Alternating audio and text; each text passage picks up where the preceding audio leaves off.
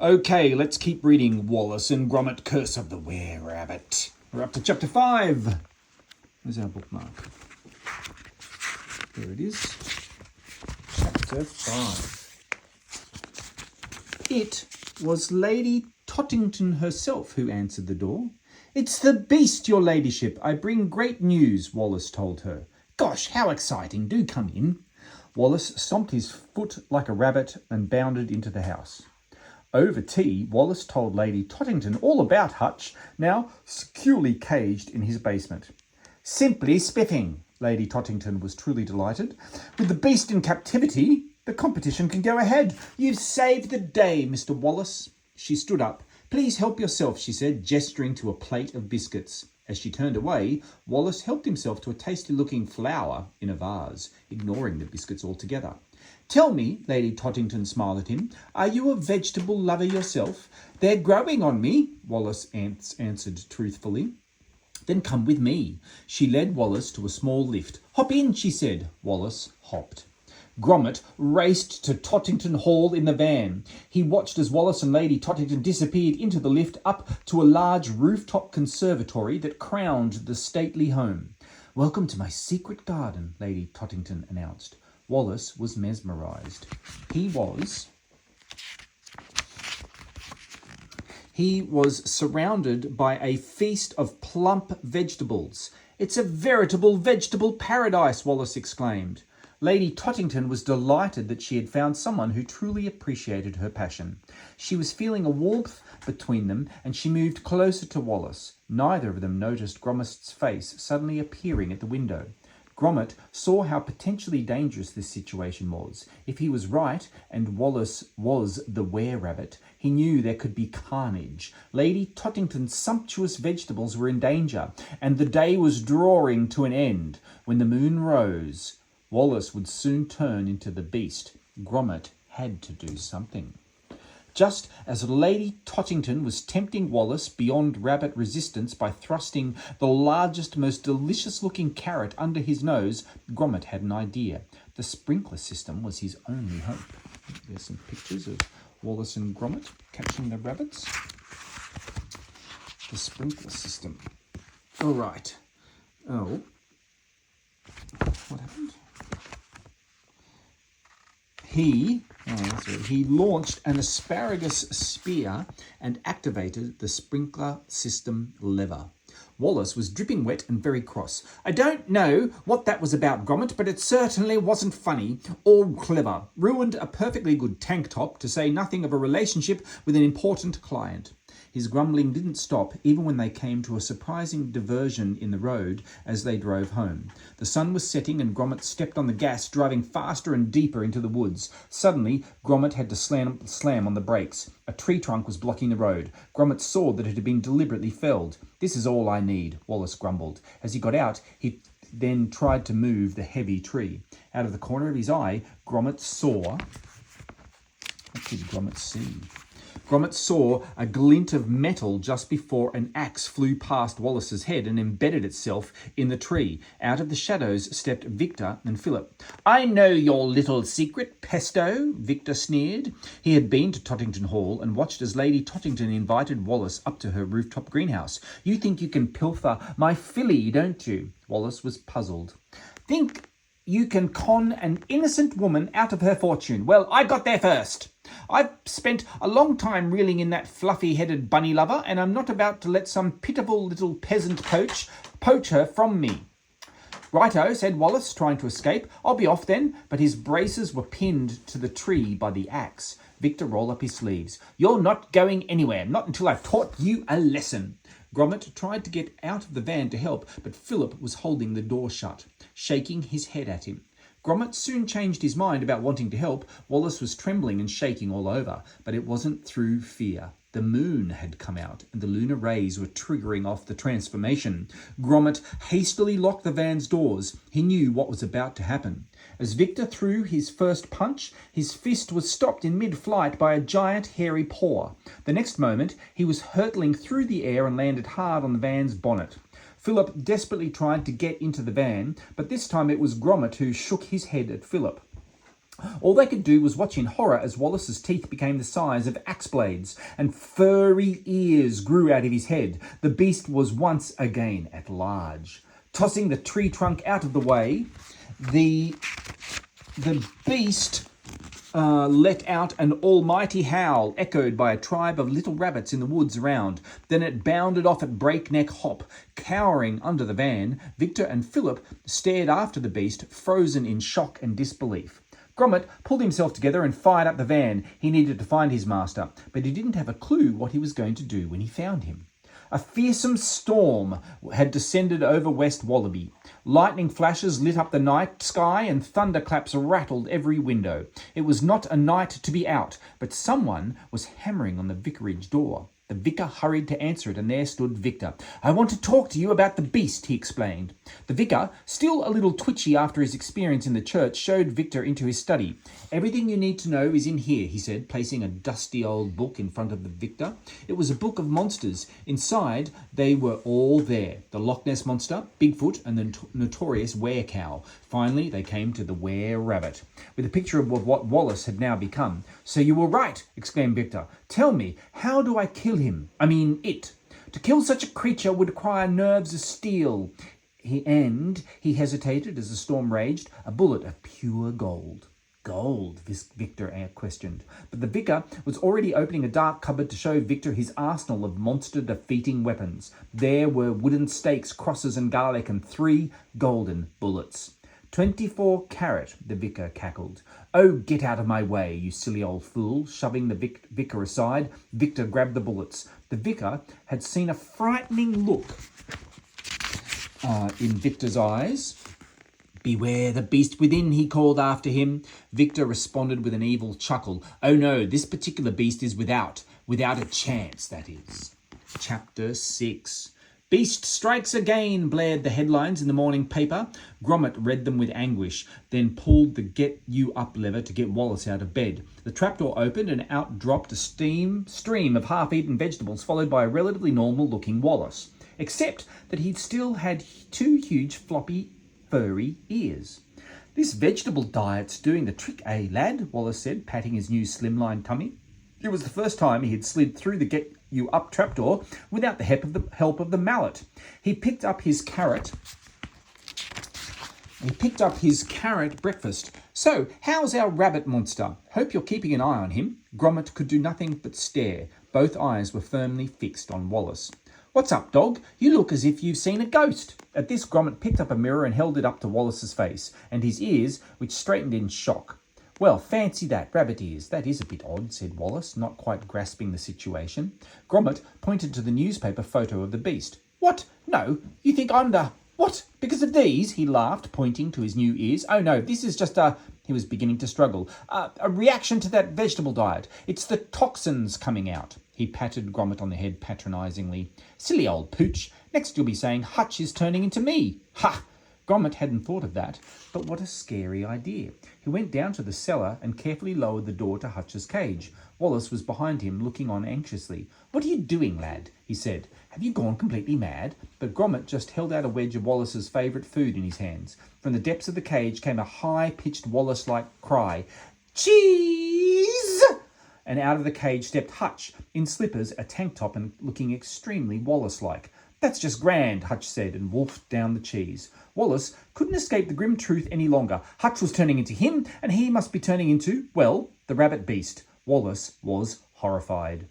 Oblivious to the turmoil across town, Lady Tottington was gaily preparing for the competition. "Come along, we've got a show to get ready," she announced to the workmen erecting the bunting and the bouncy castle. She lovingly dusted the coveted golden carrot award to be presented to the grower of the most magnificent vegetable. "It's going to be such a jolly competition," she warbled. "How can it be," asked Mrs. Mulch, "when the beast is still out there?" "Mrs. Mulch," said Lady Tottington, rather taken aback, "Mr. Wallace told me..." "A pack of lies," interrupted Mr. Windfall. "Look at my brassicas," he said, "ravaged in the night. It's not safe to bring our veg here. The show's off." announced Mr. Calichet. Lady Tottington couldn't believe her eyes or her ears. She had trusted Wallace completely. She thought they had an understanding, and now, for the first time in 500 years, the giant vegetable competition was in jeopardy. Was there no one who could save it? Suddenly, several shots rang out, knocking down the bunnies in the shooting gallery. It was Victor and his gun. Heard you had a spot of a rabbit, bother. Lady Tottington found herself wrestling with her conscience. Should she put family tradition before animal protection and let Victor shoot the beast? It was a dilemma she could hardly bear. Later that day, Wallace was down in the cellar, feverishly trying to reassemble the Mind-O-Matic machine. Dusk was approaching. Shouldn't take long, just mend the Mind-O-Matic, reverse the process, and I'll be a happy bunny. I mean, not a bunny at all. Then his altered mind started to play tricks on him. As he picked up a discombobulator, a part of the machine, it seemed to turn into a delicious carrot. He just had to have a nibble. Oh, it's hopeless, he said despairingly, throwing the part down in disgust at himself. Me mind's just a rabbity mush. I'll never fix the flippin' thing. Wallace wailed. I don't want to be a rabbit, Gromit. I have to go underground. No, that's the worst thing I can do. He burst into tears. Suddenly, the doorbell rang. Wallace's ears pricked up. I can't answer the door, he said in a panic, but Hutch had no such problem. He was off up the stairs, looking and behaving every bit like Wallace. Wallace bounded after him, with Gromit following closely behind. Ho, ho, no more lodgers, eh, lad? Called out Hutch as he went to open the door. There stood Lady Tottington. Gromit grabbed Hutch and pulled him back inside. Wallace, with a winter hat on his head to conceal his rabbit ears, took Hutch's place at the door. Wallace, said a very confused Lady Tottington, I'm afraid I have some rather bad news. The thing is, you've rather let me down. It's quite obvious that you have absolutely no idea where this poor creature is. Wallace and Gromit both knew otherwise, but they couldn't say anything. I'm afraid you've given me no option, she was getting tearful. I've agreed to let Victor shoot the poor thing. Shoot it? said Wallace slowly. Yes, it wasn't an easy choice, but the vegetable competition has to come first. Besides, Victor's promised me it won't suffer. Wallace wasn't really listening. He could feel his hat lifting off his head. He hastily pulled it down and realized that the moon was rising. He fastened the hat under his chin, only to discover his hand was growing fur. His feet were soon to follow.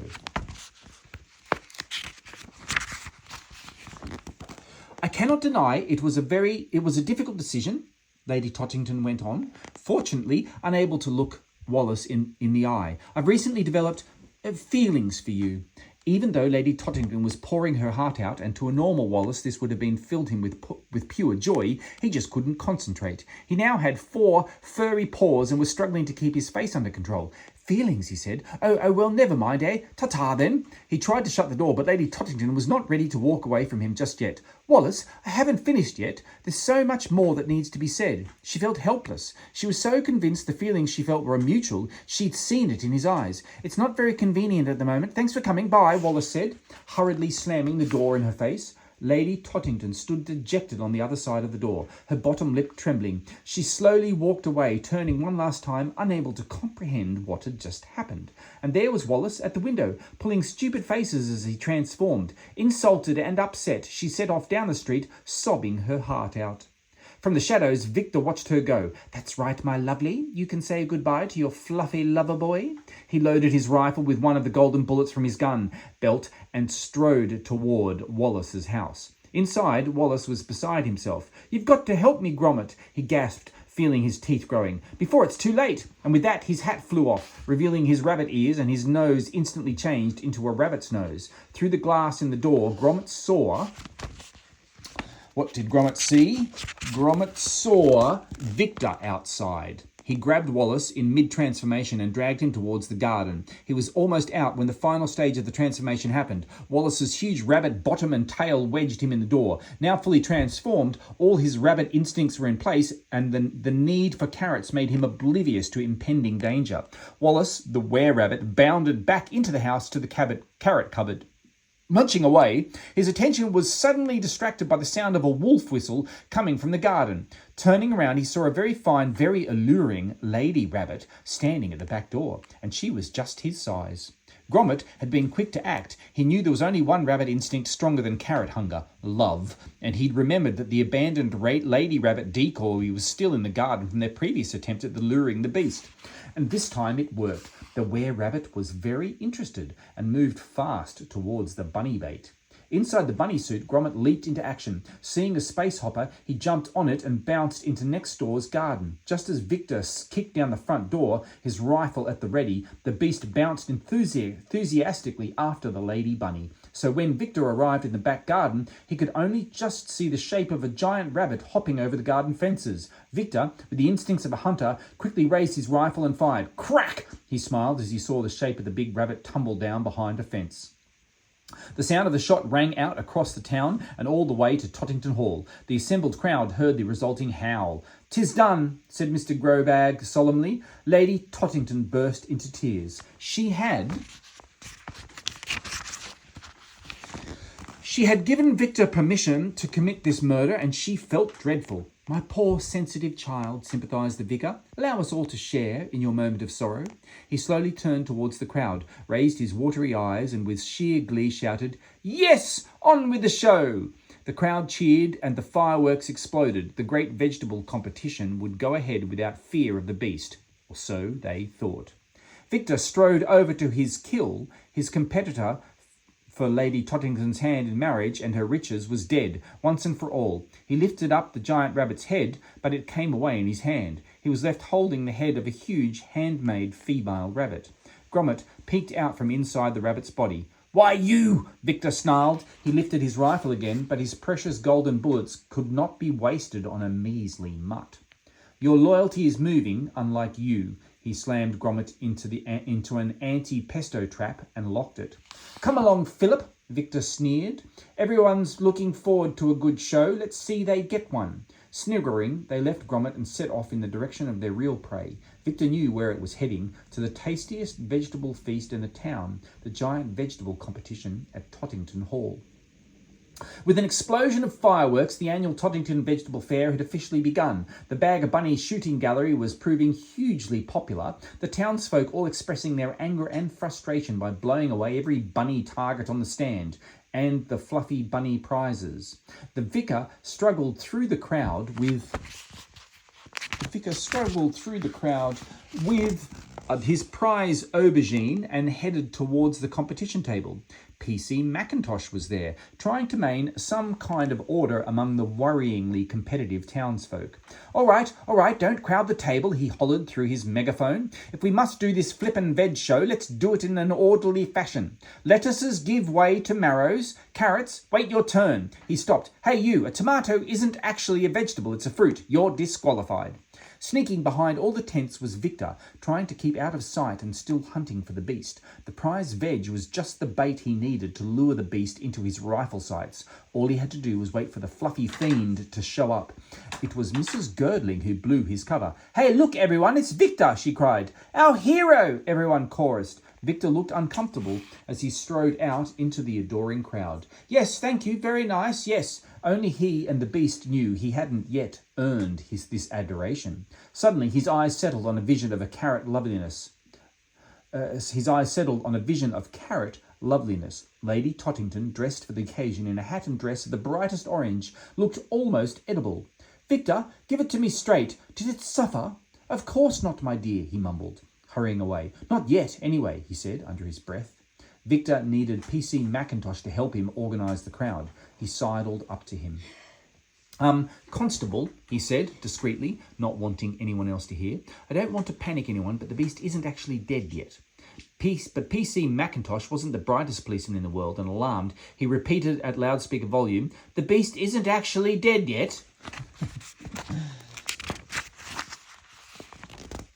Victor tried to shush him, but it was no use. The crowd heard every chilling word, and the whole fair came to a grinding halt. There was a moment of total silence, then complete and utter panic. To the competition stand! We must save our veg!" called a voice. "Doomed! Doomed! Your vegetables are all doomed!" wailed the victor. At West Wallaby Street, Gromit picked up an old towel and tried to force the lock of the trap, but it was no use. Those traps did their job too well. It was inescapable. "Good night, Gromit," came a familiar voice, a faint call from the bedroom of Wallace and Gromit's house. It was Hutch, and sounding more than ever like a miniaturized Wallace. Why hadn't Gromit thought of him before? There was hope. Gromit quickly formed a plan. Seeing an anti-pesto gnome alarm near the cage, he threw the trowel handle at it. For a second, nothing happened. Then Gromit held his breath. Then, beep, beep, beep. The alarm was activated, and all Gromit had to do was wait. Sure enough, Hutch was sitting up in bed, about to treat himself to an enormous chunk of Wensleydale, when the alarm flashed in the house. Suddenly the bed tipped up and the anti-pesto launch began. Hutch found himself hurtling down the launch chute. The system wasn't designed for such a small rabbit, so it was rather ruffled and bizarrely dressed Hutch who finally fell into the anti-pesto van, looking not so ready for action. He couldn't even see over the steering wheel, but he crunched the van into reverse gear and smashed through the rear wall of the garage and into the anti-pesto cage, freeing Gromit. "Job well done, lad," said Hutch, sticking his head out of the window. But before they left, Gromit made a decision. With a heavy heart, he looked lovingly at his marrow nestling cosily in his greenhouse and knew what he had to do.